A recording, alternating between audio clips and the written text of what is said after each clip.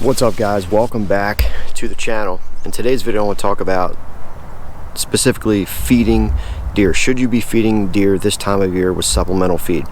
And first, I like to start out by saying that anytime you're trying to feed deer, you should try to feed them through the foundation of habitat management, which is controlling your woods, having a quality food plot program that can feed deer for many months out of the year, and including grains in that, such as wheat and rye, because those will perk up in the wintertime when you get temperatures above like 35, 37, somewhere around there.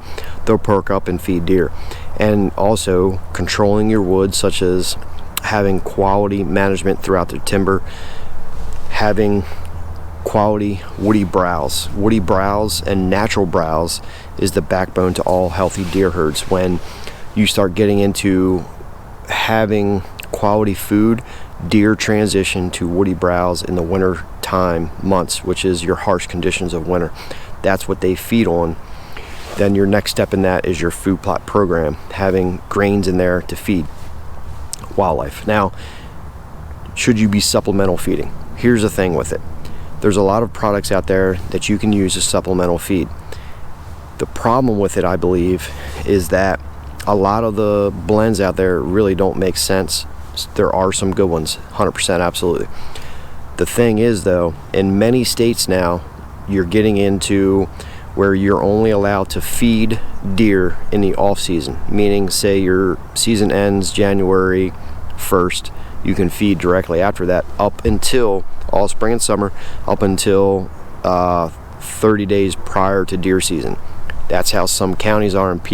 A lot of the states are banning all this because of CWD issues. That's a whole different story.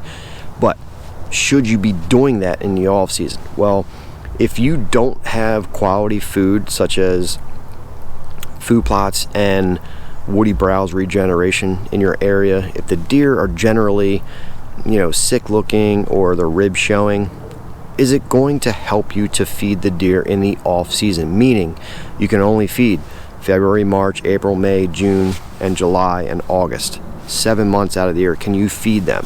Is it going to help? Well, it's definitely not going to hurt. Is it going to be more powerful than having a quality habitat program such as food plots and managed forest? No, it's not going to be as beneficial as that. Is it going to actually increase the body size and antler growth? Well, it's one of those things where it's going to be a continuous cycle for those 7 months, where if you're running out of food every month, you have to continuously, go back, with a deer, or weeks on end without supplemental feed, and you run out and you have to go back and do that. You have that gap in there, and I believe the benefits are going to be lacking when you do that. They're going to be missing that gap. They're going to go elsewhere, and it's going to take them time to find that food source again. So there's going to be areas in there where they don't have food again. So it's a continuous cycle. You have to be precise with it. You have to put enough food out to where you don't run out of food, so they don't have weeks on end with nothing there. So what does that include? Well, it can include some pellets, maybe some corn, some sunflowers, and having maybe a mineral that you dump. I'm not really sold on that a whole bunch. Like I said, it's one of those things where it has to be you have to be religious with it. Do I think it works? I think it does work with limitations, just like anything else. Nothing beats a quality habitat program. Now, if you're in one of those states where you can feed year-round, all season long for supplemental purposes, I think then you can really benefit from it, because it's not something that you're feeding all of a sudden for 5 months out of the year and then you stop. You can do that 12 months out of the year, and it's going to feed them, give them extra nutrition and things on top of a habitat management program. So there's limitations with this, guys. Is it safe? Well, if you're in an area that doesn't have any corn around and all of a sudden you feed tons of corn in the wintertime, there's many studies that show that is very harmful to the wildlife.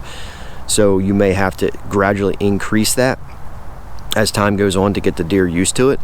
But if you're in an area that with tons of ag and they plant corn or whatever, they're used to eating it, I don't think there's any harm there. Do I think deer are meant to eat corn? No, I don't. but it's something that they are used to because, you know, people are doing it all the time now. So, you know, there's tons of millions of acres of corn out there. So it's something that they're used to in most cases.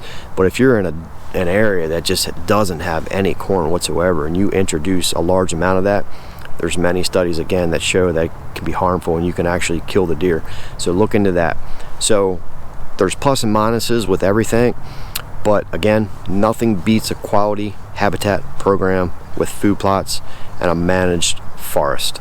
For more information, guys, give this video a watch right there, and also subscribe to our YouTube channel. I appreciate any feedback. Have a good day.